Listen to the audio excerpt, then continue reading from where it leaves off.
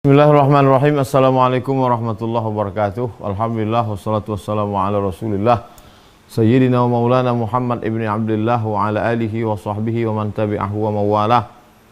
Bapak, Ibu, Abang, Kakak, Adik semua yang ikut dalam program Hijrah bersama Ustaz Abdul Somad, bil khusus Bang Alvin Firdaus.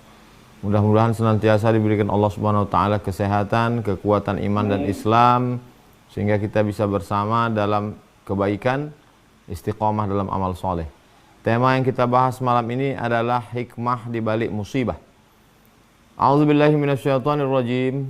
Dalam surat At-Taubah ayat 51. Qul, katakanlah ya Muhammad sallallahu alaihi wasallam. Kalau ayat itu diturunkan untuk Nabi Muhammad sallallahu alaihi wasallam, juga untuk umat Nabi Muhammad sallallahu alaihi wasallam. Bacalah Al-Qur'an itu seakan-akan dia diturunkan kepada kita. Qul, katakanlah wahai Abdul Somad, kalau saya yang membacanya. Qul, katakanlah wahai Bang Alvin Firdaus, ketika Al-Quran itu dibaca oleh seorang bernama Alvin Firdaus. Qul, katakanlah, lan yusibana illa ma kataballahu lana. Tidak ada satu pun musibah yang menimpa kecuali sudah dituliskan di Lauhil Mahfuz. Ini keyakinan dalam hati setiap mukmin. Apapun yang menimpa dirinya, qul, katakanlah, lan. Kalau la tidak, kalau lan tidak akan, sekali-kali tidak. Qul, katakanlah, lan yusibana, tidak ada satupun yang menimpa musibah illa ma kataballahu lana, kecuali sudah ditetapkan Allah Subhanahu wa taala. Makna ketetapan sudah dituliskan di Lauhil Mahfuz. Lauh artinya papan, mahfuz terjaga, terpelihara. Papan besar, tempat takdir nasib yang sudah terjaga, terpelihara, dijaga oleh para malaikat. Qul, katakanlah, lan yusibana illa ma kataballahu lana huwa maulana. Yang bisa menolong kita hanya Allah Subhanahu wa taala. Maulana, ya Maulana, engkau yang menolong kami, penolong kami. Anta maulana wa 'alallahi falyatawakkalul mu'minun. Hanya kepada Allah sajalah orang-orang yang beriman itu bertawakal. Ada 5 pelajaran dari ayat surat At-Taubah 51 ini. Yang pertama, qul, katakanlah. Bahwa ini bukan ucapan Nabi Muhammad SAW. Ini dari Allah, ditujukan kepada Nabi Muhammad SAW. Nabi Muhammad menyampaikannya kepada kita. Katakanlah kepada engkau yang rumahnya terbakar. Katakanlah wahai engkau yang kena tsunami. Katakanlah kepada engkau wahai orang yang kena gempa bumi. Lan yusibana, tidak ada satupun musibah yang menimpa kita. Bahwa memang takdir hidup ini ada musibah, ada kebakaran, ada kerugian, ada bangkrut, ada kematian, ada sakit, ada tsunami, ada gempa bumi, ada likuifaksi. La yusibana ittiga illa ma kataballahu lana, tapi semua yang menimpa kita itu sudah dituliskan, ditetapkan Allah Subhanahu wa taala di Lauhil Mahfuz sebelum Allah menciptakan langit dan bumi. Berapa lama? Innallaha katabal maqadir. Dalam hadis dijelaskan Allah menuliskan takdir khamsin alfasanah, 50.000 tahun, qabla an yakhluqas samawati wal ard, sebelum Allah menciptakan langit dan bumi. Sebelum Allah menciptakan langit dan bumi, 50.000 tahun Allah sudah menetapkan Lauhil Mahfuz. Allah bersumpah demi qalam, nun wal qalami wa ma yasturun, demi pena yang menulis di Lauhil Mahfuz. Lalu Allah perintahkan kepada qalam itu untuk menulis. Wahai qalam, uktub, tulislah. Maka qalam pun menulis bahwa ada yang namanya musibah. Untuk apa? Untuk menguji iman. Huwa maulana, ketika musibah itu datang, tidak ada yang bisa menolong kecuali Allah Subhanahu wa taala. Ini menunjukkan siapa yang sudah membawa beras, siapa membawa bantuan, jangan angkuh, jangan sombong. Itu hanyalah pertolongan Allah yang dipakai melalui tangan kita. Jangan merasa kita sudah menolong orang. Kami yang sudah ngumpul petang tadi, tim UAS Jawa Barat memberikan laporan, sudah terkumpul. Kita buat video beberapa hari yang lalu kepada seluruh jamaah dimanapun berada. Kirimkanlah support bantuan kepada tim UAS Jawa Barat. Ustadz Rusli sudah terkumpul 90 sekian juta. Disalurkan kepada kawan-kawan, sahabat yang terkena di samping bantuan-bantuan lain. kita yang sudah memberi jangan merasa angkuh sombong, karena sebenarnya huwa maulana, Allah satu-satunya penolong. Dan bagi orang yang berharap kepada manusia jangan kecewa, karena minta tolong kepada manusia ini penuh dengan keluh kesah, penderitaan. Satu-satunya minta tolong kepada Allah maulana. Nanti Allah akan gerakkan hati hambanya untuk berbagi. Wa 'alallahi falyatawakkalul mu'minun. Kepada Allah lah bertawakalnya orang-orang yang beriman. Jadi kalau kita lihat dalam ayat ini 5 pelajaran bahwa orang yang terkena musibah dia mesti berserah diri utuh kepada Allah dan bertawakal kepada Allah, dia serahkan semuanya kepada Allah. Kalau kita begitu tawakalnya kepada pilot pesawat, menyerahkan segala urusan kepada pilot, kita tak tahu bahwa pilot itu na'udzubillah oknum pilot sakau, pakai narkoba. Kita tawakal kepada pilot. Kenapa? Kenapa ketika kita naik pesawat itu begitu tenang, adem, ayem, tentram? Kita tak tahu pilot itu siapa. Kenapa kita ragu tentang hidup? Padahal maha pilot yang mengatur segala alam semesta adalah Allah Subhanahu wa ta'ala. Al-Mudabbir, dia yang maha mengatur. Kenapa kita ragu? Kenapa kita cemas? Kalau ada orang cemas lalu kemudian bertanya kepada pilot, kamu siapa? Sudah berapa kali terbang? Meragukan pilot, berarti meragukan maskapai penerbangan. Bagaimana dengan orang yang ada ragu dalam hatinya? Berarti dia meragukan Allah. Maka dikatakan wa 'alallahi falyatawakkalul mu'minun. Orang-orang yang betul-betul beriman, percaya, maka kepada Allah saja dia bertawakal. Dia lepasnya semua kepada Allah Subhanahu wa ta'ala. Berikutnya dalam surat Al-Hadid ayat 22. Ma asaba min musibatin, segala musibah yang terjadi fil ardi, pada dirimu, bangkrut, sakit, mati. Ma asaba min musibatin fil ardi, pada dirimu. Ma asaba min musibatin fil ardi, segala musibah yang terjadi di atas permukaan bumi, kering kerontang, hujan tidak turun, banjir bandang, tsunami, gempa bumi, likuifaksi. Wala fi anfusikum, semua yang terjadi pada dirimu, sakit, demam, batuk, jantung koroner. Ma asaba min musibatin fil ardi wala fi anfusikum illa fi kitabin. Semuanya itu sudah kami tuliskan di kitab, maksudnya di Lauhil Mahfuz. Min qabli an nabra'aha, sebelum kami mewujudkannya di alam nyata, sebelum terjadi di atas dunia, sudah ada di dalam buku perencanaan. Sebelum terjadi action, sudah ada tertulis cantik indah di buku skenario. Min qabli an nabra'aha, kaila ta'sau ala ma fatakum wala tafrahu bima atakum. Untuk apa Allah jelaskan itu? Tujuannya 2. Kaila ta'sau ala ma fatakum, kalau hilang tidak dapat kamu jangan putus asa. Wala tafrahu bima atakum, kalau dapat kamu jangan angkuh, jangan sombong. Kalau ada yang kaya, sehat, sukses, jangan sombong. Itu ketetapan Allah. Kalau ada yang sakit, kena angin puting beliung, kena gempa bumi, jangan bersedih. Karena itu sudah bagian dari ketetapan Allah Subhanahu wa ta'ala. Jadi kalau orang beriman, berislam, berkeyakinan, maka dia menjalani hidup ini dengan penuh ketenangan. Ini ilmunya. Pembahasan yang pertama yang kita bahas ini adalah ilmunya. Tapi kalau sekedar ilmu, maka orientalis pun berilmu. Orang-orang barat yang mengkaji Islam itu ilmunya banyak sekali. Maka musibah ini tidak cukup hanya dengan ilmu. Musibah secara etimologi, musibah secara terminologi, definisi musibah. Berapa banyak orang mengerti tapi tidak beramal.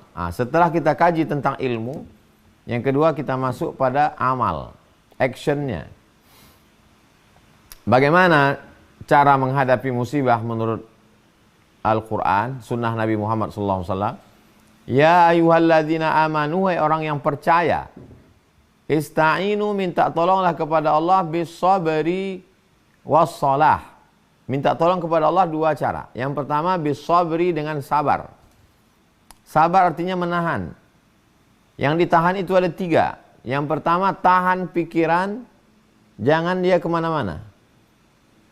Karena sesungguhnya yang paling menyiksa manusia ini adalah pikiran. Makanya orang yang tidak ingin berpikir banyak, dia pakai sabu-sabu, dia pakai narkoba, dia hisap ganja. Supaya pikirannya berhenti, stop. How you can stop your mind? Bagaimana engkau memberhentikan pikiran? Dalam Islam pikiran tak boleh berhenti. Orang makan obat tidur biar supaya berhenti berpikir. Orang pakai narkoba supaya berhenti berpikir. Dalam Islam pikiran tidak boleh dihentikan. Dia hanya boleh dialihkan untuk memikirkan yang lain. Memikirkan bahwa ini datang dari Allah, memikirkan ini ujian Allah. Pikiran. Pikiran ditahan. Pikiran jelek, pikiran jahat. Kenapa aku yang kena, kenapa negeri kami, kenapa kampung kami, itu ditahan. Dialihkan kepada yang lain. Yang kedua adalah hati. Hati ditahan untuk bersedih. Kenapa mesti bersedih? Ada Allah Ta'ala, Allah Maha Besar. Yang kedua lisan. Lisan mesti ditahan. Lisan tidak boleh sumpah serapah. Kenapa aku sudah sholat, kampung kami sudah meramaikan masjid, kenapa kami, ya Allah? Kenapa bukan kota besar? Kenapa bukan Amerika? Kenapa bukan Eropa? Kenapa bukan? Tahan. Tahan pikiran, tahan mulut, tahan hati. Air mata tidak bisa ditahan. Makanya ketika anak Nabi SAW namanya Ibrahim, dari Maria Al-Qibtiyah, meninggal umur 18 bulan, air mata Nabi meleleh. Sahabat bertanya, "Ama tarda ya Rasulullah, apakah engkau tidak ridha menerima takdir ini ya Rasulullah?" Kata Nabi SAW, "Aku ridha. Hanya saja ini air mata kasih sayang." Jadi kalau ada saudara kita yang terkena musibah, dia menangis, maka sesungguhnya tangisan itu adalah sesuatu yang tak bisa ditahan. Yang tak boleh itu meratap. Kalau sampai dari mulut, kenapa aku, kenapa kami, kenapa. Selama pikiran bisa ditahan, mulut bisa ditahan, hati bisa ditahan, air mata meleleh, bagian dari ekspresi, ungkapan. Ya ayyuhalladzina amanu, hai orang percaya, ista'inu, minta tolonglah kepada Allah, bisabri, dengan sabar. Yang kedua wassalah, salat. Salat maknanya secara umum doa. Salat secara khusus adalah salat. Jadi walaupun sedang menghadapi kesulitan, tetap salat, jangan sampai tinggal. Kita paham mungkin sajadahnya hilang, mungkin bajunya hilang. Secukupnya, la yukallifullahu nafsan illa wus'aha. Allah tidak membebani hambanya lebih daripada kemampuannya. Salat di atas terpal, salat di atas rumput, sah. Ujian ini berat, angkat tangan, Allahu Akbar. Allahu Akbar kabira, engkau maha besar. Walhamdulillahi katsira, segala puji, semua puja-puji milikmu. Wa subhanallahi bukratan wa asila, segala puji bagimu. Maha suci engkau pagi, petang, siang dan malam. Wajjahtu wajhiya, aku hadapkan wajahku lilladzi fataras samawati, kepada engkau yang menciptakan langit dan bumi. Hanifan, aku condong kepada kebenaran. Musliman, aku berserah diri kepada engkau, aku tak punya daya, aku tak punya upaya. Wa ma ana minal musyrikin, aku tidak mengharapkan manusia, aku tidak mempersekutukan engkau dengan apapun. Inna salati, salatku, wa nusuki, ibadahku, wa mahyaya wa mamati, hidupku matiku lillahi rabbil alamin, la syarika lahu, tiada tempat meminta, tiada tempat minta ampun, tiada tempat mohon kecuali engkau ya Allah. Wa bidzalika umirtu, aku diperintahkan Allah untuk melakukan itu. Wa ana minal muslimin, aku termasuk orang muslim yang berserah diri kepada Allah Subhanahu wa taala. Betul-betul dinikmati salat itu ketika sujud, subhana rabbiyal a'la, maha suci engkau yang maha tinggi, segala sesuatu ada yang kau inginkan. Jadi yang pertama adalah menahan, tahan kepala, hati, pikiran, tahan lisan. Yang kedua adalah salat. Makna salat memang salat subuh, zuhur, asar, maghrib, isya, duha, tahajud, witir, qabliyah, ba'diyah. Yang ketiga salat artinya doa. Banyak-banyak berdoa kepada Allah Subhanahu wa taala. Ada orang yang tidak berdoa, hanya bertasbih saja, tapi sesungguhnya di dalam tasbihnya itu juga adalah doa. Makanya ketika Nabi Yunus ditelan oleh ikan, dia hanya bertasbih, la ilaha illa anta subhanaka inni kuntu minaz zalimin. La ilaha illa anta subhanaka inni kuntu minaz zalimin. La ilaha illa anta subhanaka inni kuntu minaz zalimin. Fi dhulumat, dalam 3 kegelapan. Gelapnya laut, gelapnya perut ikan, gelapnya tengah malam. Dilepaskan Allah Subhanahu wa taala dari ujian itu. Begitu juga kalau kita baca Nabi Ibrahim alaihissalam diuji dengan berbagai macam ujian, meminta kepada Allah Lalu kemudian kata Allah kepada api, ya nar, wahai api, kuni bardan, jadilah engkau sejuk, wasalaman, selamat, ala Ibrahim, bagi Nabi Ibrahim. Nabi Ibrahim keluar dengan selamat. Begitu juga ketika nabi-nabi yang begitu dalam kesulitan mereka, Allah menguji iman itu al-amsal fal-amsal. Ya Rasulullah, ayun nasi asyaddu balaan. Siapa orang yang paling keras ujian hidupnya? Al-anbiya, para nabi-nabi dan rasul. Al-amsal fal-amsal. Setelah itu di bawah terus. Semakin kuat keimanan, semakin kuat pula ujian. Ujian S1 100 halaman, ujian S2 200, ujian 3 S3 desertasi 300. Semakin tinggi level, semakin berat ujian, semakin tebal, semakin banyak referensi, semakin detail pembahasan. Itu standar manusia. Begitu juga dengan Allah Subhanahu wa ta'ala. Ini ilmunya sudah kita bahas. Lalu kemudian amalnya sudah kita bahas. Lalu kemudian apa hikmah yang diinginkan Allah di balik semua itu? Di balik semua itu ada ujian yang belum diberikan Allah. Ada orang diuji kakinya untuk ke masjid, lulus. Diuji tangannya untuk bersedekah mengusap kepala anak yatim, lulus. Diuji mulutnya, lisannya untuk membaca Al-Quran malam Jumat, baca tahajud, malam surat Al-Kahfi, tiap malam baca surat Yasin, lulus. Diuji kepalanya untuk berfikir, lulus. Diuji telinganya untuk mendengar tausiah, lulus. Tapi ada satu ujian yang belum. Ujian kesabaran. Innama yuwaffas sabiruna ajrahum bighairi hisab. Orang yang sabar itu ujiannya berat, diberikan Allah balasannya bighairi hisab. Tidak bisa dihisab, tidak bisa dihitung. Unlimited, tanpa batas. Itulah yang dijanjikan Allah untuk mereka yang sabar. Dalam kitab Ar-Risalah Al-Qushairiyah dikatakan, aku tahu kapan Allah ridha kepadaku. Bagaimana engkau tahu Allah ridha kepadamu? Ketika aku ridha menerima takdir ketetapan Allah. Ketika kita ridha menerimanya, disitulah Allah meridhai kita. Level yang paling tinggi adalah sahabat Nabi yang disebut as-sabiqun al-awwalun. Orang-orang yang dulu masuk Islam. Minal muhajirin. Sahabat Nabi dari kalangan muhajirin yang pindah dari Makkah ke Madinah. Wal ansar. Orang ansar yang ada di Madinah menolong, membantu Rasulullah SAW. Mereka itu kata Allah radhiyallahu anhum. Mereka itu diridhai Allah Subhanahu wa taala. Kita setiap subuh berkata minta ridha, raditu billahi rabba wa bil islami dina wa bi Muhammadin nabiyya wa rasula. Tapi belum tentu kita diridhai Allah. Maka ada orang yang diridhai Allah. Siapa itu? Orang yang sabar ketika diuji oleh Allah Subhanahu wa taala. Ketika diuji Allah sabar. Ahasiban nasu ayutraku ayyaqulu amanna? Apakah manusia itu menyangka dia dibiarkan saja begitu saja mengatakan kami beriman? Wa hum la yuftanun, padahal mereka belum diuji. Ketika kita berani mengatakan aku beriman, asyhadu an la ilaha illallah wa asyhadu anna Muhammadar Rasulullah, maka saat itu kita sedang diuji Allah Subhanahu wa taala. Ada sesuatu yang diinginkan Allah. Kita disuruh bersedekah karena mau diinginkan balasannya. Mathalul ladzina yunfiquna amwalahum fi sabilillah kamathali habbah. Orang yang bersedekah seperti menanam satu biji, ambatat sab'a sanabil, tumbuh 7 cabang. Wa fi kulli sumbulatin mi'atu habbah, dalam satu bulir satu cabang ada 100. Allah suruh kita bangun masjid karena dia mau ngasih. Man bana masjidan bana mithlahu baitan fil jannah. Siapa yang bangun masjid, dibangunkan Allah satu tempat di surga. Ada perintah namanya haji, wal hajjul mabrur laisa lahu jazaa illal jannah. Haji yang mabrur tak ada balasannya kecuali surga. Tapi orang yang sabar tidak disebutkan Allah balasannya. Apa tujuannya? Innama yuwaffas sabiruna ajrahum bighairi hisab.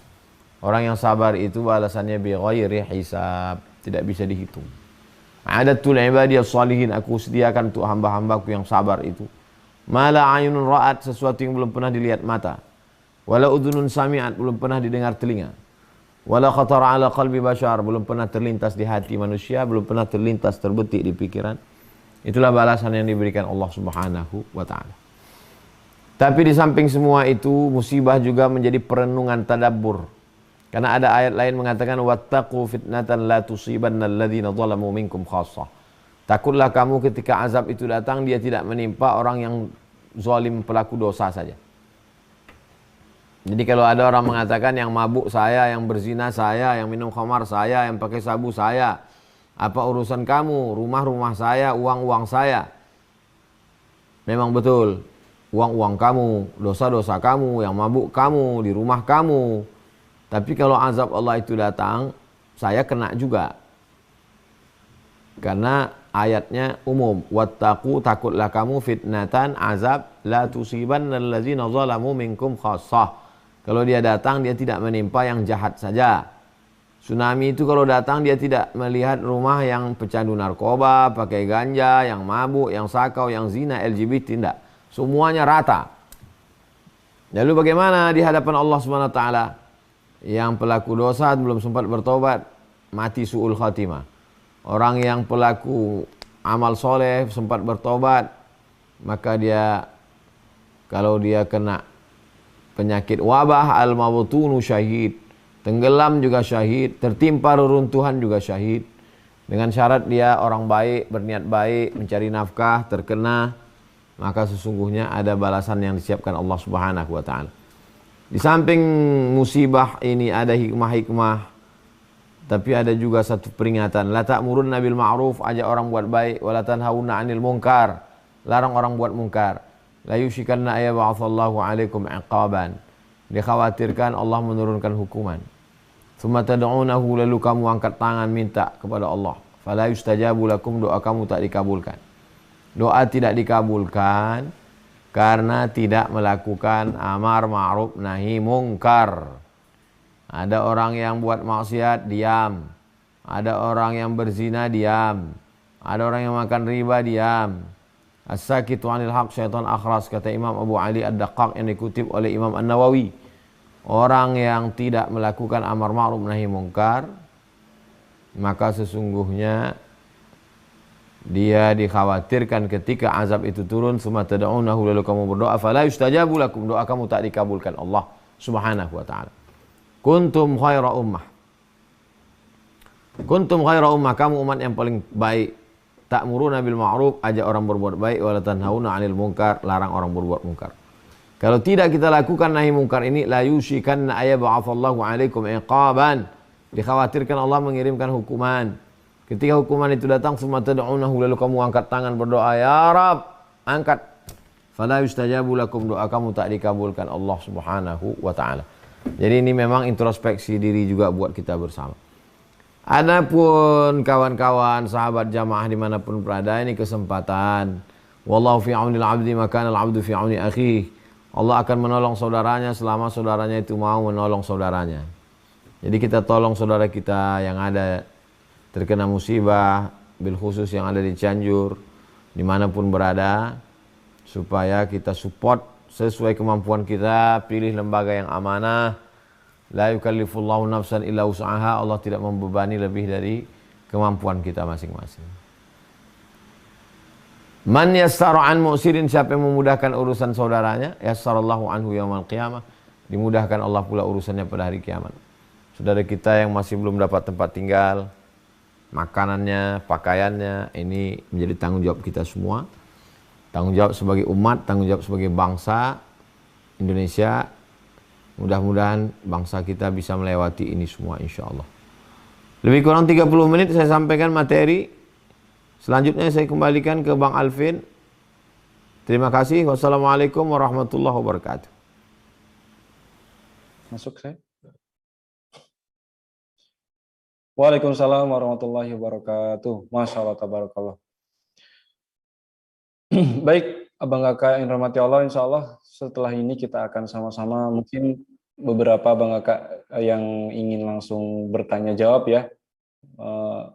Insya Allah nanti kita akan sama-sama bertanya jawab. Tapi sebelumnya, sebelum kita lanjut ke tanya jawab, mungkin saya dulu kali ya. Ustadz, saya mencoba membuka kembali catatan-catatan saya ngaji gitu bersama Ustadz TN, Ustadz ya. Ketika kita baca Quran itu,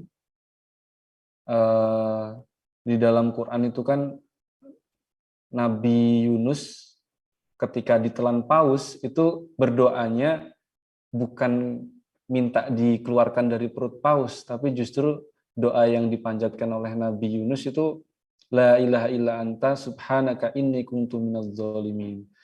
Jadi minta ampun gitu, ngaku salah minta ampun. Begitupun ketika Nabi Adam keluar dari surga, mintanya Nabi Adam bukan minta dimasukkan lagi ke surga, tapi juga penyesalan. Rabbana zalamna anfusana wa illam taghfir lana wa tarhamna lanakunanna minal khasirin. Nah, ini mungkin menjadi benchmark kita Ustaz ya ketika kita berdoa, karena terkadang kita tuh ketika mengalami kesedihan, mengalami musibah, kita tuh terlalu fokus dengan musibahnya. Jarang sekali kita minta ampun. Kita terlalu fokus, misal kita mengalami terlilit hutang, kita mintanya sama Allah, ya Allah hutangnya banyak banget, lunaskan hutang kami ya Allah, lunaskan hutang saya ya Allah. Nah itu mungkin menurut Ustadz, apakah memang rumus Quran begitulah, bahwa kita harus merendahkan diri terlebih dahulu, baru meminta apa yang kita minta, atau seperti apa Ustadz? Mohon arahannya Ustadz. Baik Bang Alvin, ada kalanya doa itu khusus spesifik.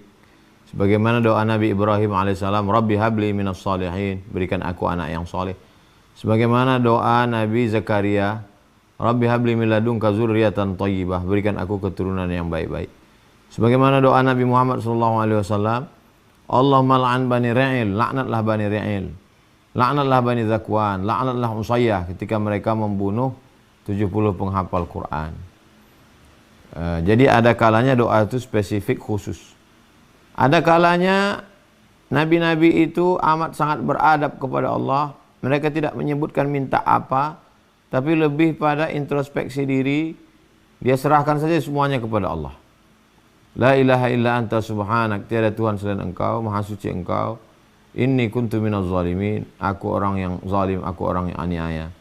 Nabi Yunus alaihissalam, sesuai dengan sebelumnya bahwa beliau meninggalkan negeri tempat beliau berdakwah itu, sampai akhirnya naik ke perahu, sampai di perahu, perahunya penuh, barang-barang sudah dibuang, tetap juga masih penuh. Akhirnya diundi siapa di antara mereka yang dapat undian itu, dialah yang akan dicemplungkan ke dalam lautan. 3 kali undian Nabi Yunus kena. Jadi dia lebih menyadari kekhilafannya, maka dia katakan malu meminta kepada Allah Subhanahu wa taala. Ada adab kepada Allah. Begitu juga Nabi Adam alaihissalam, Rabbana zalamna anfusana wa illam taghfir lana wa tarhamna lanakunanna minal khasirin. Lebih mengedepankan malunya kepada Allah Subhanahu wa taala. Demikian juga Nabi Nuh alaihissalam, dia tidak mengatakan selamatkan anakku, enggak. Ya Rabbi inna bani min ahli, itu anakku ya Allah. Dia hanya sampai itu anakku ya Allah. Dia tidak mengatakan itu anakku ya Allah, selamatkan dia ya Allah, hidupkan dia ya Allah, enggak. Inna bani min ahli, itu anakku ya Allah. Hanya sampai titik situ. Begitu adabnya kepada Allah Subhanahu wa taala. Jadi kita memilih di antara doa para nabi-nabi ini, melihat adab-adab mereka. Sedangkan mereka saja pun manusia biasa, bisa silap khilaf. Mereka maksum, terpelihara. Kita mengaku bahwa kita salah, kita punya kekhilafan, kesalahan, maka kita minta ampun kepada Allah Subhanahu wa taala. Faqultu astaghfiru rabbakum innahu kana ghaffara. Kalau kita banyak istighfar kepada Allah, dosa diampunkan. Yursilis sama alaikum midrara, akan dikirimkan hujan. Wa yumdidkum bi amwalin, diberikan Allah harta. Wa banin, diberikan Allah Subhanahu wa taala anak-anak. Wa yaj'al lakum jannatin, Allah berikan taman-taman, tanam-tanaman surga. Wa yaj'al lakum anhara, Allah berikan sungai-sungai mengalir air, rezeki yang tak putus. Keutamaan istighfar. Jadi banyak juga hamba-hamba Allah ini, bukan dia tidak berdoa, tapi dia malu. Lalu dia lebih banyak istighfarnya, lebih banyak tasbihnya. Astaghfirullahalazim. Man lazimal istighfar, siapa yang melazimkan istighfar, ja'alallahu lahu min kulli dhiqin makhraja, segala kesempitannya diberikan Allah kelapangan. Wa min kulli hammin faraja, segala kesulitannya diberikan Allah kemudahan. Wa razaqahu min haitsu la yahtasib, diberi Allah rezeki dari jalan yang tidak disangka-sangka. Jadi kalau ada di antara saudara kita yang malu berdoa, dia hanya beristighfar, bertasbih, baca Quran, bagus. Tapi kalau ada yang menyebut secara spesifik, tolonglah hutang saya, tolonglah rumah saya, tolonglah anak saya, tidak juga salah. Karena semua dilakukan oleh para nabi. Jadi dalam mengkaji kita pakai metode tematik. Tentukan satu tema, berdoa, mengadu kepada Allah. Semua jalan itu dilakukan oleh para nabi, orang-orang soleh. Demikian Bang Alvin. Di Quran surat keempat ayat 79 Ustaz, ma asabaka min hasanatin faminallah wa ma asabaka min sayyi'atin famin nafsik. Kebaikan atau apapun yang kamu peroleh itu datangnya dari Allah. Sedangkan keburukan atau bencana apapun yang menimpamu itu disebabkan oleh kesalahan diri kita sendiri. Ustadz menganggap ini atau menerjemahkan ayat ini seperti apa, Ustadz? Kalau kita membaca Al-Quran, maka bacalah tafsirnya. Karena kita dengan segala kelemahan kita mengaku bahwa Al-Quran itu diturunkan kepada Nabi Muhammad SAW. Tafsir bil ma'sur ada 4. Al-Quran dijelaskan oleh Al-Quran. Al-Quran dijelaskan oleh Nabi. Al-Quran dijelaskan oleh sahabat. Al-Quran dijelaskan oleh tabi'in. Ma asabaka min hasanatin faminallah. Sesuatu yang engkau dapatkan dari kebaikan, engkau berhasil, engkau sukses, engkau kaya, itu dari Allah SWT. Wa ma asabaka min sayyi'atin famin nafsik. Kalau engkau tertimpa sesuatu yang tidak baik, itu dari dirimu sendiri. Kenapa disebutkan dari diri sendiri? Karena pada hakikatnya Allah Ta'ala berikan yang terbaik. Lalu kemudian terjadi pada kita, itu disebabkan dari kekeliruan kita, kesalahan kita. Maka dikatakan wattaqu fitnatan la tusibanna alladhina zalamu minkum khassah. Takutlah kamu kepada azab yang dia tidak menimpa hanya orang yang jahat saja, yang baik pun kena juga sebagai efek sebab akibat. Lalu kemudian dzalika bi anna Allah lam yakum mughayyiran ni'matan ala dzalika bi anna Allah lam yakum mughayyiran ni'matan an'amaha ala qaumin hatta yughayyiru ma bi anfusihim. Sebetulnya Allah sudah menakdirkan kita hari ini, dia kasih kita 1 kilo beras. Ada jatah kita 1 kilo. Lalu kemudian karena perbuatan kita tidak jadi itu dia berikan. Karena hukuman. Itu yang dimaksud dengan ma asabaka min hasanatin faminallah. Seandainya kau dapat 1 kilo, itu datangnya dari Allah. Karena memang itu sudah jatahmu. Tidak jadi dapat, lalu kau kelaparan, famin nafsik. Itu dari dirimu sendiri. Maksudnya Allah tidak jadi memberikan itu karena perbuatan maksiat yang kau lakukan. Kalau sudah maksiat dilakukan, hujan tertahan, tanam-tanaman tidak tumbuh. Kalau sudah merata merajalela perbuatan zina dan riba, maka hujan tertahan. Kalau sudah hujan tertahan, tanam-tanaman tidak tumbuh. Kalau tanam-tanaman tidak tumbuh, orang tidak makan. Kalau sudah tidak makan, maka tak ada kehidupan. Yang sebetulnya nikmat itu ada. Kenapa nikmat itu berubah menjadi azab? Gara-gara perbuatan manusia. Jadi ada sifatnya yang kita ada pilihan. Tapi ada yang tidak ada pilihan. Pada sesuatu yang tak ada pilihan, kita berhusnuzon kepada Allah, ini takdir. Dan di balik takdir itu ada hikmah. Tapi ada yang disebut dengan sebab akibat. Kalau kita tidurnya tidak sesuai jam, terlambat, tidak beribadah, lalu kemudian ditambah perbuatan maksiat, otomatis etos kerjanya berkurang, masuk tempat kerja ngantuk, tidak bersemangat, sehingga pendapatan down. Nah, itu famin nafsi, karena dirimu sendiri. Nah, jadi mesti dipahami dengan baik. Ada kalanya memang ini musibah takdir dari Allah SWT. Kita tak ada pilihan. Tapi ada kalanya dia adalah akibat dari perbuatan. Demikian Bang Alvin. Allah. Baik, insya Allah kita akan pilih beberapa jamaah yang akan bertanya langsung kepada Tuan Guru. Tapi sebelumnya saya izin untuk lower hand dulu. Turunkan tangan semuanya. Nah, yang paling cepat angkat tangan nanti saya pilih. Silakan di chat di kolom chat ya, Bang Kakak, supaya saya juga bisa ikut filter pertanyaan-pertanyaannya. Pastikan pertanyaannya berhubungan dengan tema kita pada malam hari ini. Jadi saya pilih ya beberapa. Insya Allah langsung saya pilih Ikhwan dulu. Banyak sekali pertanyaannya. Oke, saya ambil dari kolom komentar dulu. Assalamualaikum Ustadz, izin bertanya, amalan apa kita sebagai anak untuk bisa menghapus dosa-dosa orang tua yang sudah meninggal dan berbakti kepada orang tua yang sudah meninggal dari kita masih bayi? Itu Ustadz. Amalan yang tetap mengalir untuk orang tua, yang pertama tidak ada ikhtilaf adalah doa.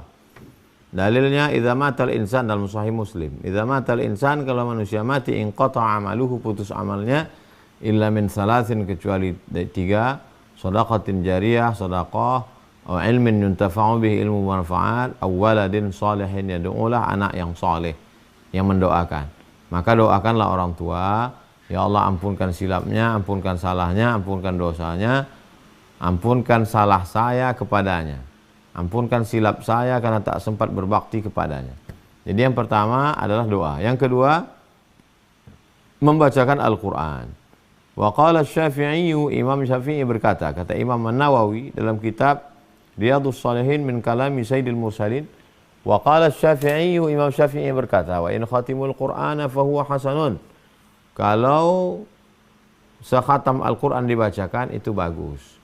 Jadi paling bagus dibacakan sekhatam Al-Quran, hadiahkan untuk almarhum dari Al-Fatihah sampai ke An-Nas. Dicicil mungkin satu hari satu juz atau setengah juz atau satu lembar. Nanti dibuat acara khatam, hadiahkan untuk almarhum. Yang ketiga, berdasarkan hadis dari Sa'ad, ayu shadaqatu afdal, apa sedekah yang paling afdal? Kata Nabi, saqiyul ma, memberi air minum. Buatkanlah sumur bor, buatkanlah 2-3 sak semen, batu bata, kerikil, pembebasan tanah, hadiahkan untuk almarhum almarhumah. Lalu kemudian hari raya kurban, berkurbanlah untuk almarhum. Karena Nabi waktu menyembelih itu mengatakan, hadza an Muhammad wa ali Muhammad. Ini kusembelih untuk Muhammad SAW dan untuk keluarga Muhammad.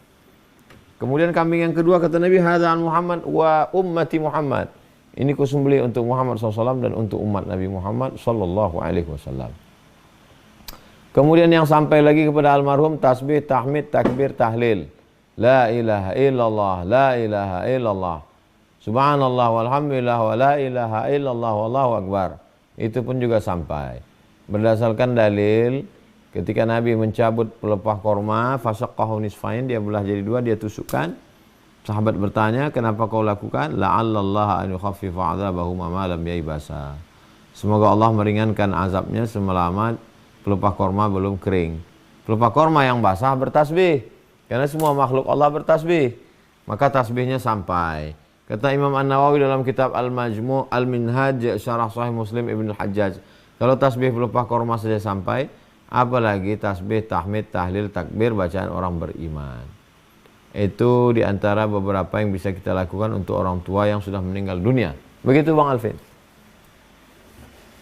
Baik, paling minimal 3 itu Ustadz ya, ilmu yang bermanfaat, doa anak soleh, dan sodakoh jariyah Ustadz ya. Baik, saya ambil dari kolom chat lagi, ini pertanyaannya menarik juga. Izin Ustadz, saya mau bertanya, saat ini saya merasa banyak sekali ujian dalam hidup. Apakah ini hukuman karena dulu semasa muda saya banyak melakukan perbuatan maksiat, dan bagaimana cara bertobat yang benar kepada Allah?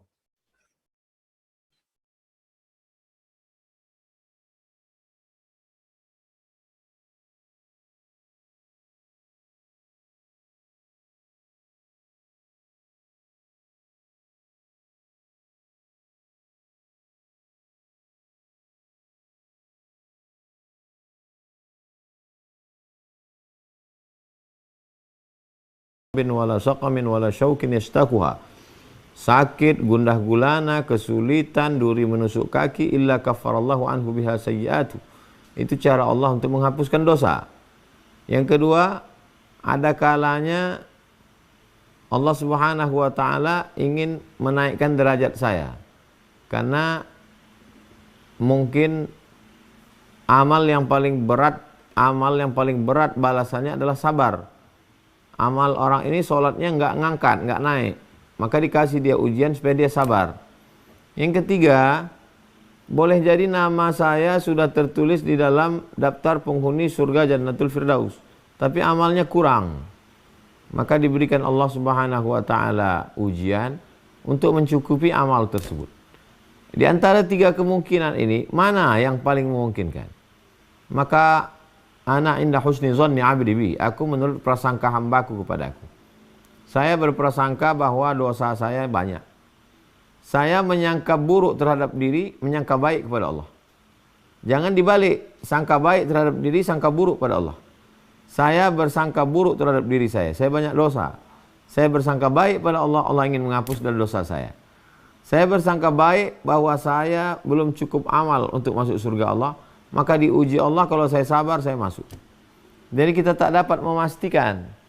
Andai kita berkeyakinan ini menghapus dosa kita, bagaimana cara taubatnya? Ma min muslimin, ada seorang muslim yudhnibu dzamban, dia silap, dia buat dosa, tsumma yatatahhar, dia mandi, bersuci, tsumma yusalli rak'ataini, salat sunat taubat 2 rakaat, illa ghafar, tsumma yastaghfirullah, setelah itu minta ampun kepada Allah, illa ghafarallahu lah, maka Allah akan mengampunkan dosanya.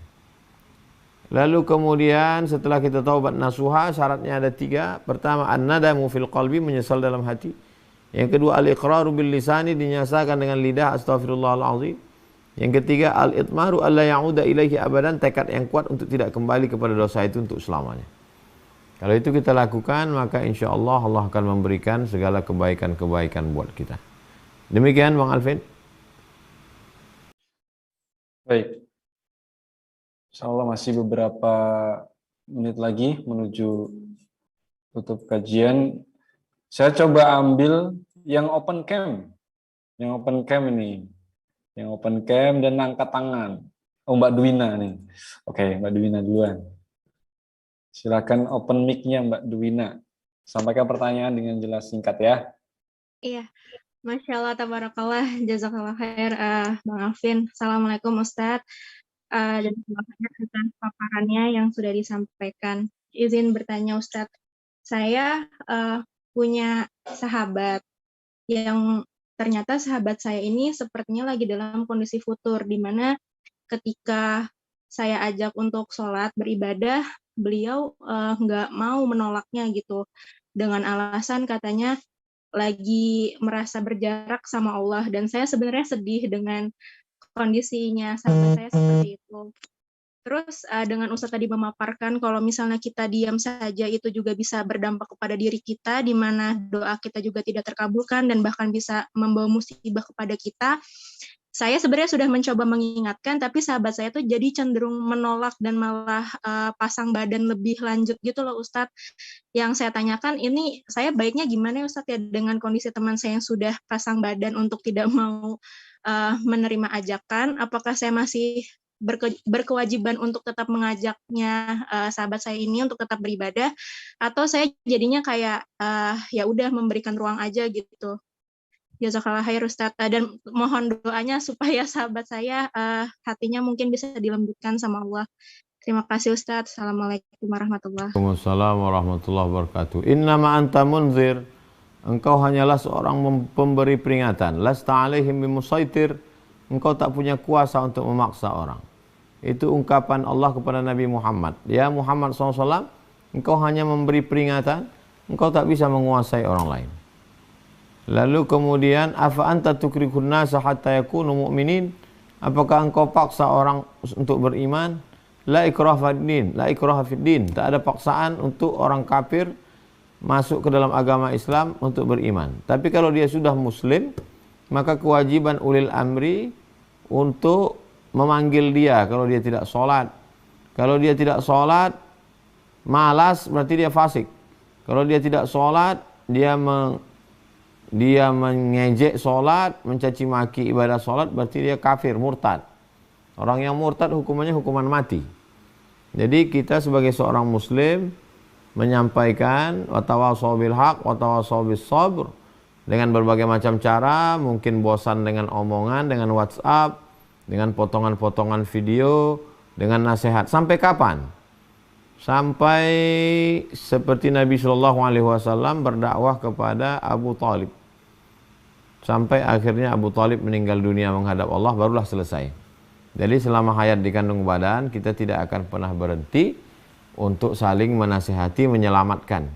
Sebagaimana ngototnya kita menyelamatkan saudara kita kena penyakit, kita suruh berobat, bawa rumah sakit, minum herbal, itu fisiknya. Kenapa ketika zahirnya, batinnya sakit, kita cuek? Sebagaimana kita bersemangatnya menarik teman kita yang mau nyebrang jalan, takut ditabrak truk, itu fisiknya. Kenapa kita biarkan mereka melakukan perbuatan maksiat, dosa, mengutuk nasib, tidak beribadah? Itu juga bagian dari maksiat kepada Allah. Man taraka sholata muta'ammidan, siapa yang meninggalkan salat secara sengaja, faqad kafara jihara, maka kafirlah dia secara nyata. Demikian Bang Alvin. Terjawab ya Mbak Dwina. Oke, saya pilih lagi yang open kamera. Yang open kamera, yang nggak open nggak saya pilih. Silakan raise hand tinggi-tinggi tangannya. Oh, ada yang tidur loh. Insya Allah ada yang ketiduran itu. Saking antusiasnya pengen nyimak. Tadi Ahwat, sekarang Ikhwan. Mas Adipo Rahman. Silakan open mic-nya, sampaikan pertanyaannya dengan singkat jelas. Bismillahirrahmanirrahim. Assalamualaikum warahmatullahi wabarakatuh. Ustaz, ini adalah pertanyaan yang sudah lama yang ingin saya tanyakan. Alhamdulillah sekarang bisa kesampaian. Apa perbedaan antara musibah, ujian, dan azab, Ustaz? Karena sama-sama membutuhkan kesabaran semuanya. Cuman ada gap di sana, cuman saya belum paham juga sampai sekarang, Ustaz. Itu saja, Ustaz. Terima kasih. Assalamualaikum warahmatullahi wabarakatuh. Barakallah. Waalaikumsalam. La ta'murunna bil ma'ruf, ajaklah orang berbuat baik. Wala tanhauna 'anil munkar, laranglah orang berbuat munkar. La yusikanna yab'atsallahu 'alaikum 'iqaban. Kalau kamu tidak melaksanakan amar ma'ruf nahi munkar, maka Allah akan menurunkan azab. Kalau kita tidak melaksanakan amar ma'ruf nahi munkar, diam melihat orang berzina, diam melihat orang mabuk sakau, la yab'atsallahu 'alaikum iqaban, Allah menurunkan azab. Fala yusma tad'unahu, kemudian kamu berdoa supaya azab itu diangkat, angkatlah azab ini, fala yustajabu lakum, doa kamu tidak dikabulkan. Ini yang pertama, ini azab. Yang kedua, kapan dia sebagai ujian? Ahasiban nasu ayyusraku ayyaqulu amanna wa hum la yuftanun. Apakah manusia itu menyangka bahwa dia berkata kami beriman, lalu dibiarkan Allah sebelum dia diuji? Jadi ada kalanya sebagai ujian. Ketika kita berkata saya beriman, lalu datang sesuatu pada diri kita, maka itu adalah ujian keimanan. Azab tadi sudah jelas, ujian juga sudah jelas. Yang ketiga adalah musibah. Qul la yusibana illa ma kataballahu lana. Tidak ada musibah yang menimpa kita melainkan sudah ditetapkan Allah Subhanahu wa taala. Asal dari kata asaba yusibu, musibah artinya terkena sesuatu. Musibah itu artinya terkena sesuatu. Biasanya sesuatu yang tidak mengenakkan. Terkena sesuatu, musibah. Jadi tiga kemungkinan. Azab, ujian, terkena sesuatu. Terkena sesuatu itu dalam bentuk azab atau ujian. Ketika saya sakit, apakah sakit saya itu azab atau sakit saya itu ujian? Terkena sesuatu jelas, terkena sesuatu, kena apa? Kena sakit, musibah namanya. Apakah dia itu azab atau dia itu adalah ujian? Maka saya introspeksi diri. Saya katakan ini adalah azab karena saya ada dosa di masa lalu. Berarti dengan ini Allah menghapuskan dosa saya husnuzon. Yang kedua, saya katakan ini adalah ujian. Karena mungkin saya sudah tobat, dosa saya sudah diampunkan Allah. Ini diuji Allah supaya iman saya naik. Jadi tidak ada kalau sakitnya ringan, azab. Kalau sakitnya berat, ujian. Nggak ada begitu. Allah tidak kasih tahu. Saya kira jelas. Demikian Bang Alvin. Oke, saya ambil pertanyaan di YouTube dari Mbak Nurbaiti. Assalamualaikum Ustadz. Seperti Ustadz bilang amalan sabar agak berat. Adakah amalan agar kita senantiasa bisa menerima setiap keadaan dengan sabar? Mohon pencerahannya Ustadz. Dari pengalaman hidup saya, kekuatan datang dari Allah Subhanahu wa taala membuat kita menjadi bersabar. Sabar itu ada usaha ikhtiar dari kita. Selebihnya ditolong Allah Subhanahu wa taala. Pertolongan Allah itu datang setelah kita siapkan cawannya. Kalau hujan lebat, siapkan embernya, siapkan mangkoknya, siapkan cawannya, siapkan gelasnya. Semakin besar wadah yang disiapkan, semakin banyak air yang didapat. Maka siapkanlah dia. Apa wadah untuk menurunkan sabar dari Allah? Maka siapkanlah niat yang baik. Innamal a'malu binniyat. Niat baik dalam hati bahwa ini adalah ibadah. Sabar itu ibadah. Aku berniat untuk beribadah, berikan aku kesabaran ya Allah. Yang kedua, ada usaha dari kita untuk menahan.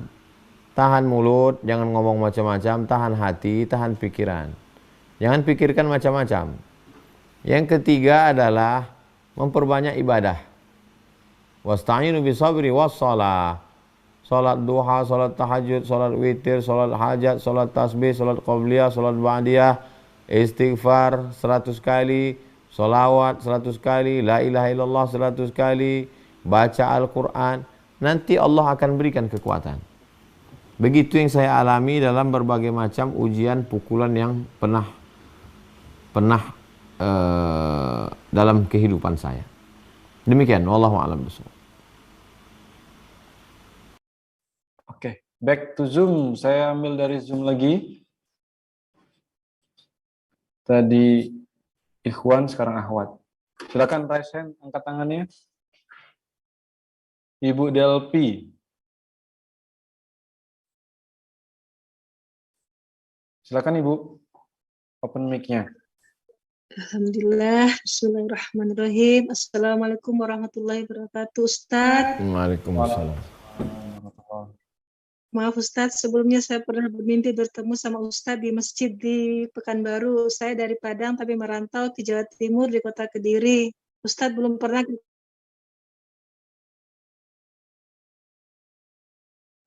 Semoga Ustadz bisa sampai ke kota Kediri. Panjang saya di sini belum pernah. Terakhir kemarin ke Malang, Ustadz, Surabaya, tapi tidak pernah mampir ke Kediri. Insya Allah. Ustadz, izinkan saya mendoakan semoga selalu sehat walafiat, selalu istiqomah, dan insya Allah panjang umur. Ustadz, saya sangat awam, sebenarnya tidak pantas saya bertanya karena saya ingin belajar. Tapi Ustadz, izinkan saya bertanya untuk almarhum ayah saya. Ayah saya sudah meninggal, terus ada hutang yang sampai dengan sekarang saya tidak tahu persis berapa angkanya. Dan sekarang jadi kepikiran bagaimana untuk melunaskan. Tidak bisa ketemu sama orang tersebut, sudah cukup lama, tahun 2017. Sampai dengan sekarang saya berpikir gimana caranya sebagai anak untuk bisa menyelesaikan hutang piutang dari ayah saya.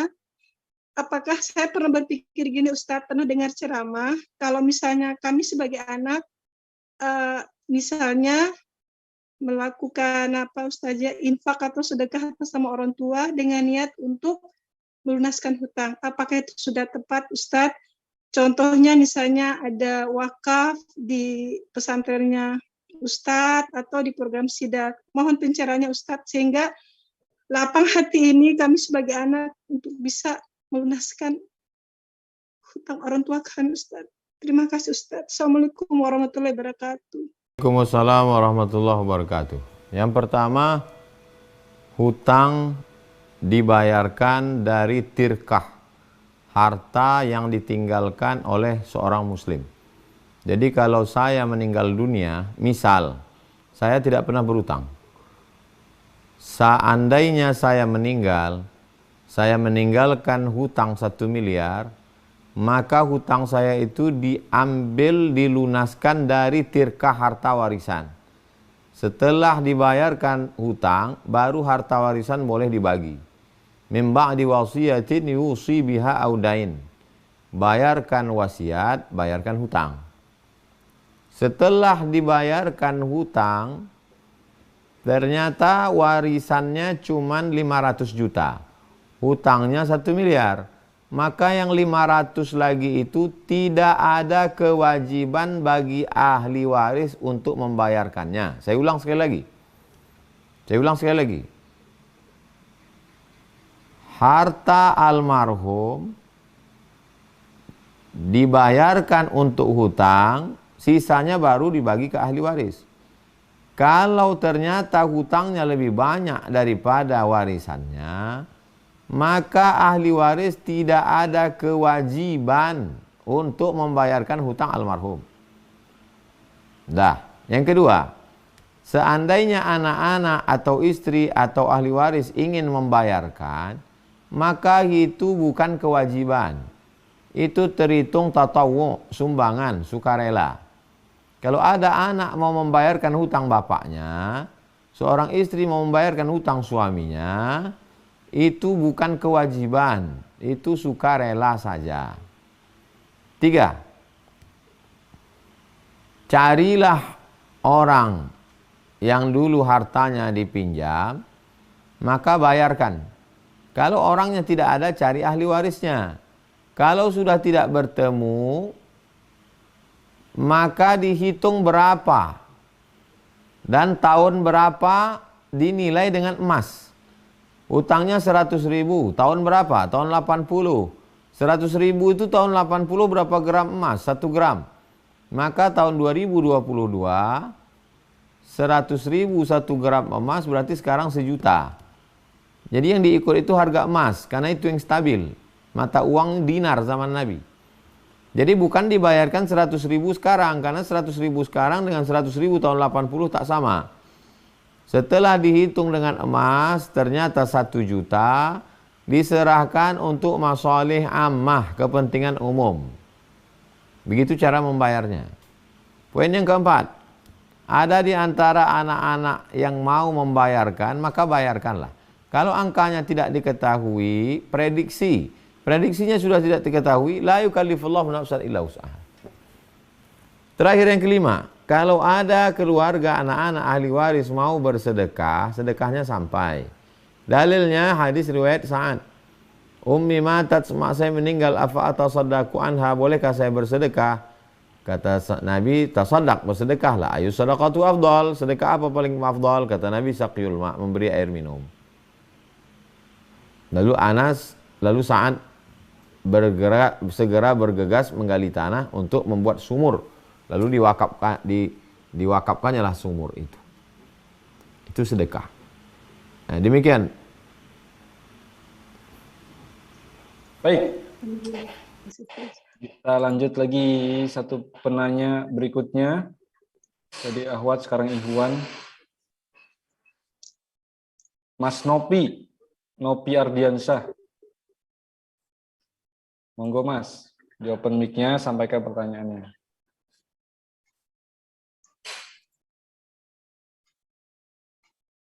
Assalamualaikum warahmatullahi wabarakatuh. Waalaikumsalam. Sedikit cerita Ustaz. Ini mertua saya ini padahal sholatnya rajin, sudah umroh. Tetapi ketika melihat orang senang, ya merasa gelisah itu Ustaz. Saya sebagai mantunya itu gimana Ustaz? Terima kasih Ustaz. Assalamualaikum warahmatullahi wabarakatuh. Berapa umurnya?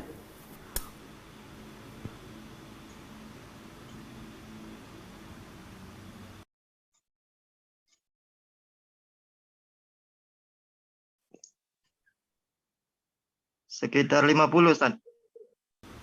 Laki-laki apa perempuan?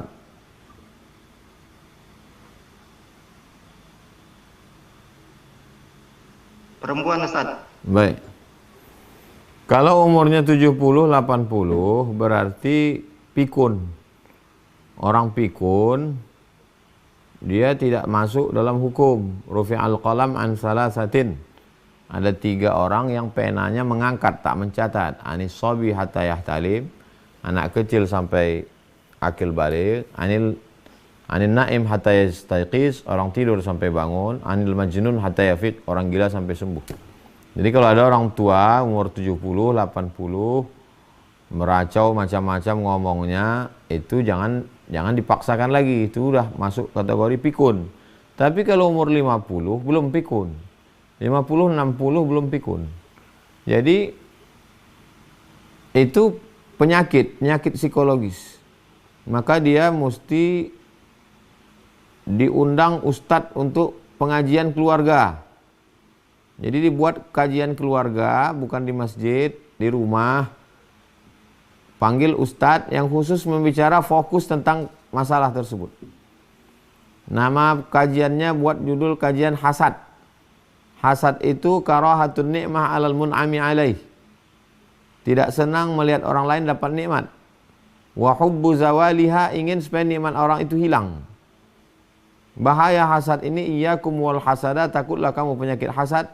Fa innal hasada, karena sesungguhnya hasad yakulul hasanat, memakan semua amal soleh. Puasanya dimakan, sholat sunatnya dimakan, kama ta'kulun narul hatab, sebagaimana api memakan kayu bakar. Nah, jadi dijelaskan, setelah itu mudah-mudahan berubah. Kita tidak ada usaha lain kecuali manhajuna manhajul bayan, metode kita adalah penjelasan. Jelaskan, doakan, setelah itu serahkan pada Allah Subhanahu wa taala. Jangan pernah berhenti untuk menjelaskan. Panggil ustadz buat pengajian sore, baca yasin, pengajian, undang lagi ustadz lain, itu lagi judulnya, doakan. Mudah-mudahan Allah Subhanahu wa taala menyelamatkan kita semua dari penyakit hasad. Demikian Bang Alvin. Baik, barakallahu fikum. Kurang lebih masih ada 2-3 penanya ya. Tapi sebelum itu, izinkan Abang Kakak, sebelum kita lanjut, saya izin untuk menjalankan kotak infak digitalnya. Nah, saya sudah posting di chat, di kolom komentar. Jadi kita ada program pembebasan lahan untuk pondok pesantren di Riau Kampar. Insya Allah akan diampu langsung bersama Tuan Guru. Abang Kakak bisa ikut kontribusi dengan klik link di chat tadi. Saya sudah posting di situ. Abang Andre bisa bantu posting di YouTube, Bang Andre. Di TikTok juga Abang Kakak bisa klik di link bio. Nah, silahkan klik di situ. Insya Allah itu akan digunakan untuk pembebasan lahan pondok pesantren di Riau Kampar. Baik, lanjut ya. Insya Allah saya pilih kembali pertanyaan berikutnya. Di Zoom lagi. Sekarang saya pilih Ahwat. Mbak Yuni Sustika. Silakan. Assalamualaikum warahmatullahi wabarakatuh. Akhwan izin bertanya Ustadz. Misal saya, Ustadz punya uang 100.000, itu sebaiknya saya infakkan di salah satu tempat atau saya bagi jadi 4, jadi per anu itu 25.000 gitu Ustadz. Itu yang lebih baik, yang afdal yang mana? Atau ke yayasan atau ke saudara yang lebih utama Ustadz? Jazakallah khair. As-sadaqatu 'alal fuqara sadaqah. Bersedekah kepada orang lain nilainya 1 sedekah. Wasadaqatu 'alal qurba sadaqatun wasilah. Bersedekah kepada kerabat, keluarga dekat, itu nilainya 2. Pertama dapat pahala sedekah, yang kedua dapat pahala silaturahim. Andai ada tetangga kerabat, ada tetangga yang tidak kerabat. Wal jari dzil junubi wal jari dzil qurba wal jaril junubi. tetangga yang kerabat lebih dekat daripada tetangga yang tidak kerabat. Yang satu hanya tetangga saja, yang satu lagi tetangga tapi sepupu, maka dia lebih dekat. Jadi skala prioritasnya, kata Imam Sufyan Ats-Tsauri, 40 rumah ke depan, 40 rumah ke belakang, 40 rumah ke kanan, 40 rumah ke kiri. Itulah tetangga kita, jangan sampai ada yang tak makan. La yabitu syab'anan, tidak boleh orang beriman tidur dalam keadaan perut kenyang. Wajaruhu ila jambihi ja'i'un, tetangga dekat rumahnya kelaparan. Jadi skala prioritas keluarga, tetangga, 40 rumah ke depan, belakang, kanan, kiri. Di antara mereka yang membutuhkan ini, lihat keperluannya berapa. Oh, ini keperluannya 25.000, kasih dia 25. Duit ada 100.000. Ini ada 4 orang, 25, 25, 25. Nah, berdasarkan kebutuhan masing-masing. Adil itu bukan 25 semua. Adil itu berapa kebutuhan. Ini kebutuhannya 10, kasih 10. Ini kebutuhannya 30, ini 30. Nah, demikian. Wallahu a'lam bishawab. Wa iyyakum. Kalau urutan sedekah itu ada di Quran surat 215, Ustaz ya? Quran surat 2 ayat 215 yang kita sedekah ke orang tua dulu, terus ada berapa urutan, fakir, miskin, kemudian saya lupa. Baik, berikutnya insyaallah ini pertanyaan terakhir. Saya pilih Ikhwan atau Akhwat ya? Mbak Alifa, Ukhti Alifa.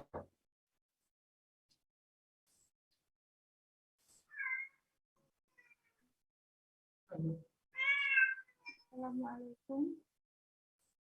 Waalaikumsalam warahmatullahi wabarakatuh. Saya mau bertanya, kemarin saya pas belanja ada ibu yang tanya soal waris. Kurang besar itunya, suaranya Mbak. Kemarin pas pulang belanja ada yang bertanya ibu-ibu soal waris.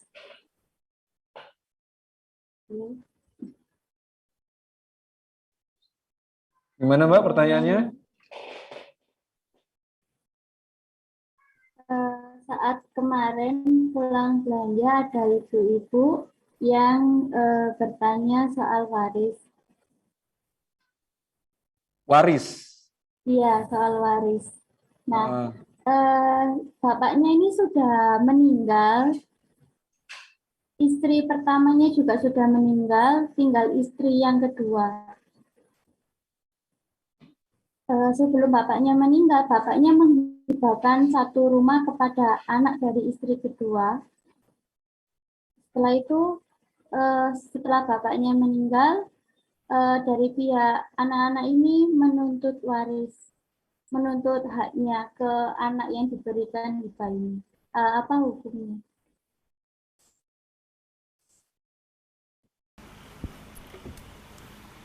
Hibah yang diberikan ketika masih hidup dalam keadaan sehat, maka hibahnya sah, tidak mempengaruhi warisan.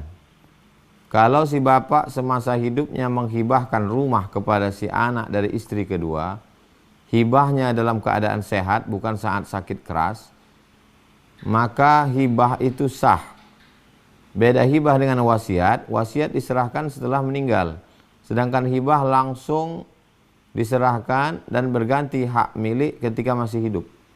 Jadi ahli waris tidak bisa menuntut, karena itu adalah hibah dari almarhum. Demikian, wallahu a'lam bishawab.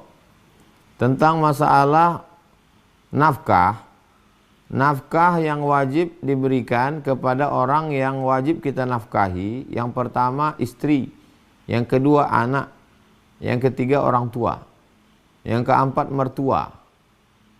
Ini tidak boleh dikeluarkan zakat kepada mereka, karena mereka ini wajib dinafkahi. Yang pertama istri, anak, orang tua, mertua. Mereka ini wajib dinafkahi kalau dia tidak mampu.